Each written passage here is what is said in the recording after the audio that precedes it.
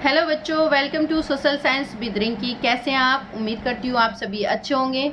आज जो हम इस वीडियो में देखने जा रहे हैं वो है हमारा 8th क्लास की हिस्ट्री और हिस्ट्री का चैप्टर सेकंड के हम कई सारे टॉपिक कवर कर चुके हैं।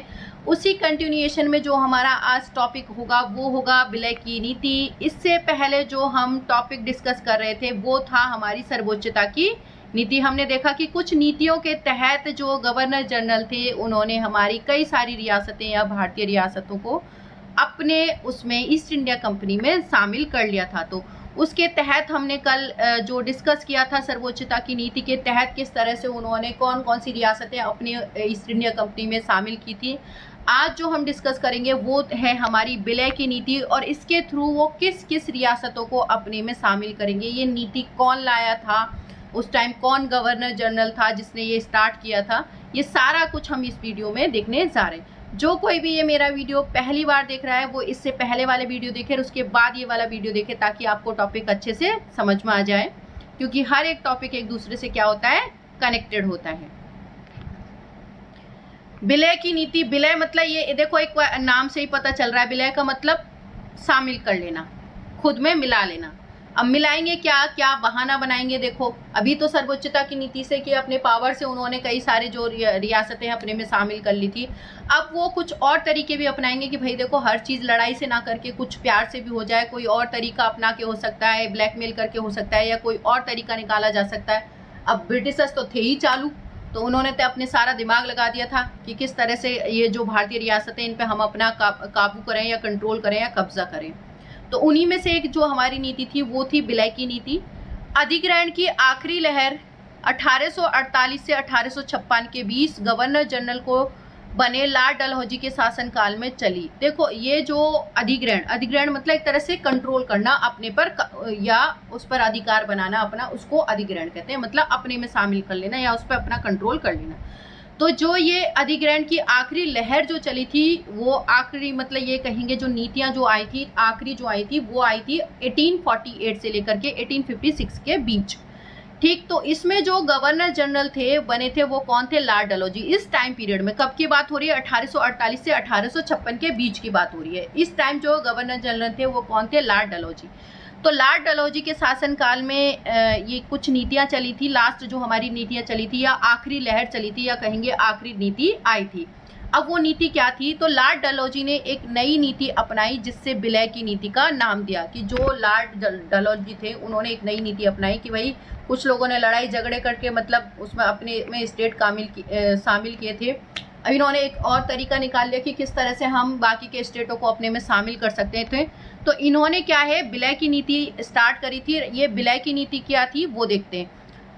तो यह सिद्धांत एक तर्क पर आधारित था। मतलब ये जो विलय का तर्क था या विलय का जो सिद्धांत था वो एक तर्क पर आधारित था। क्या था तर्क? अगर किसी शासक की मृत्यु हो जाती है तो उसका कोई पुरुष वारिस नहीं है तो उसकी रियासत को क्या कर लिया जाएगा? हड़प लिया जाएगा। भाई उन्होंने कह दिया कि अगर किसी राजा के कोई औलाद नहीं होती, उसका वारिस नहीं होता है, तो उसके बाद जो है वो राज्य मतलब उस राजा के बाद जब वो मर जाएगा या जो भी है उसके बाद कोई उसका उत्तराधिकारी नहीं है तो वो राज्य किस में मिला लिया जाएगा? ईस्ट इंडिया कंपनी में। अब बहुत सारे बच्चों को तो वैसे ही आपने देखा होगा, राजा महाराजाओं के बच्चों को तो वैसे ही पैदा नहीं होने दे दिया जाता था। दुश्मन इतने होते थे कि ये राजा बन जाएगा तो मार दिया जाता था। उसके जो भी है कुछ अपनों के द्वारा ही मार दिया जाता था, तो वैसी वारिस नहीं होता था। तो अब उन्होंने, अब ऑब्वियस सी बात है वो तो उसमें शामिल हो जाएगा, किसमें? ईस्ट इंडिया कंपनी में। ऐसे तो कई सारे स्टेट हो जाएंगे शामिल उसमें। तो उन्होंने कहा कि ये जो रियासतें हैं वो क्या है, उसमें शामिल कर ली जाएंगी। किसमें? ईस्ट इंडिया कंपनी में। उनको हड़प कर लिया जाएगा, यानी कंपनी का भूभाग का हिस्सा उनको बना दिया जाएगा कि अब ये हिस्सा किसके कंट्रोल में रहेगा? कंपनी के कंट्रोल में। कि अब जो इस पे मतलब जो भी कानून वगैरह बनेंगे या इस पर शासन करने का काम है कौन करेगा? कंपनी करेगी।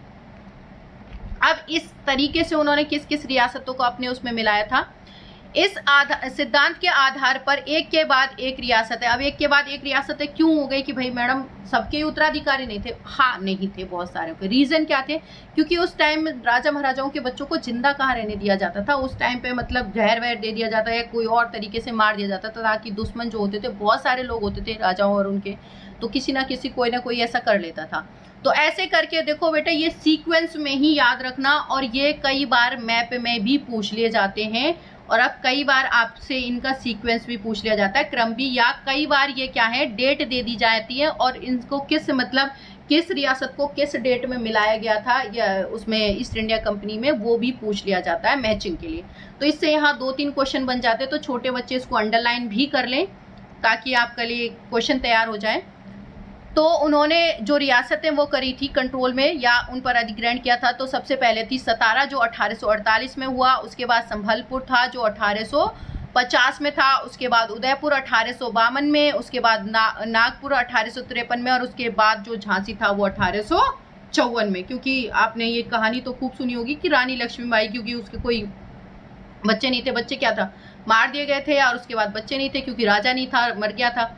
तो इस तरह से वो अपना मतलब एक दत्तक पुत्र भी बिठाती, मतलब गोद लिया हुआ, लेकिन उसको वो उत्तराधिकारी नहीं मानते, और उसके बाद जो झांसी की रानी है वो क्रांति मतलब करती है, लड़ाई उनसे लड़ती है, क्योंकि विलय की नीति के तहत ही उनको उसमें क्या है शामिल किया जा रहा था, या उनको हड़पा जा रहा था उनके राज्य को। तो ये सारी जो रियासतें हैं अंग्रेजों के हाथ में चली गई। आखिरकार 1856 में कंपनी ने अवध को भी अपने नियंत्रण में ले लिया, कि लास्ट में जो अवध था उसको भी 1856 में कंपनी ने अपने अधिग्रहण में ले लिया था। एक बार अंग्रेज ने यह जो इस बार जो है अंग्रेज ने मतलब ये जो अवध है उसको कंट्रोल करने में एक नया तर्क दिया था। क्या तर्क दिया था? उन्होंने कहा था कि अवध की जनता के नवाब को कुशासन से आज़ाद कराने के लिए कर्तव्य से बंधे हुए हैं, इसलिए वे अवध को कब्जे में करने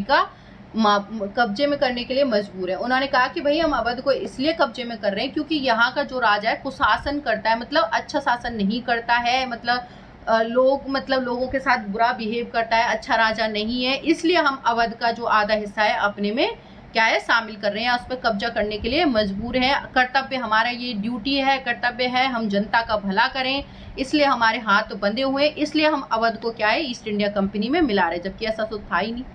देखो मैं आपको एक बात बताती हूँ, जो अवध के राजा के लिए बात बोली जाती है कि वो इतना अच्छा राजा था कि अवध में मतलब क्या होता था कि एक टाइम पीरियड में मतलब वहां पर अकाल पड़ता है, तो अकाल पड़ता है, तो अब राजा सोचता है कि भाई कैसे वो पब्लिक की हेल्प करे, मतलब जनता की हेल्प कैसे करे। वो ये भी नहीं चाहता था कि जो पब्लिक है वहाँ की वो निकम्मी हो जाए, मतलब काम वाम कुछ ना करे। अगर वो वैसे ही उनको कुछ डिस्ट्रीब्यूट करेगा, बांटेगा या कुछ ऐसे करेगा तो लोग मतलब एक लंबे टाइम पीरियड में कुछ काम नहीं करेंगे, मतलब आलसी हो जाएंगे। तो उन्होंने सोचा कि मतलब कुछ लोग जैसे रोजगार नहीं था जिनके पास, अकाल तो नहीं कहेंगे, मतलब जो बेरोजगार थे उनके लिए रोजगार की बात हो रही थी, तो उन्होंने क्या किया, एक दीवार बनाने का काम दे दिया लोगों को, मतलब वहाँ के लोगों को। उस दीवार को बनवाता और फिर उसको तोड़वाता। अब उसको दीवार को बनाने में भी लोग काम करते थे और तोड़ने वाले भी काम करते थे। तो वो क्या थे कि वो लोग थे जो रोजगार नहीं कर रहे थे, कोई काम नहीं कर रहे थे, तो उनको काम दिलाने के लिए सिर्फ उस दीवार को बनवाया जाता था और तोड़वाया जाता था, ताकि वहाँ की पब्लिक को वो हेल्प भी कर सके, एक तरह से इकोनॉमिकली उनको हेल्प कर सके, और दूसरा वो आलसी भी ना बने रहे, मतलब कुछ ना कुछ काम करते रहे। तो इस तरह से जब वो ऐसा राजा होगा तो सोचो वो कुशासन कैसे कर सकता है। लेकिन उन्होंने मतलब इनके पास कोई एक्सक्यूज तो था नहीं, तो उन्होंने एक्सक्यूज दे दिया कि जो यहाँ का राजा था वो कुशासन कर रहा था या ये अच्छा राजा नहीं था, इसलिए हमने मजबूर होकर के अवध को अपने कब्जे में कर लिया था। अपने प्रिय नवाब को जिस तरह से गद्दी पर हटाया गया उसे देखकर लोगों में गुस्सा भड़क उठा और अवध के लोगों ने 1857 के महान विद्रोह में शामिल हो गए। अब उन्होंने देखा कि उनके जो फेवरेट राजा उसके साथ ऐसा हो रहा है, तो वो भी क्या है जो 1857 की क्रांति थी उसमें कूद गए कि भाई इस तरह से हमारे राजा के साथ क्यों हो रहा है। तो ये संभलपुर के वीर सुरेंद्र साय हैं, उनका एक चित्र है ये जो दिख रहा है। तो इस तरह से जो आपका अवध है या झांसी वगैरह इन सबको उसमें शामिल कर लिया। ये बेटा मैप है, मैप वर्क मैंने कहा था कि हम एक वीडियो में सारा मैप देख लेंगे जिसमें सिर्फ हम मैप वर्क ही करेंगे। तो इस तरह से मतलब विलय की नीति से उन्होंने इन स्टेटों को या कहें रियासतों को अपने में शामिल कर लिया था।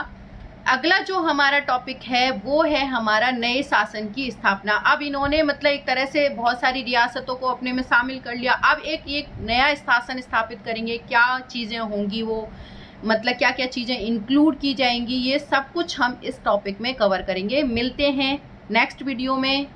Thank you so much.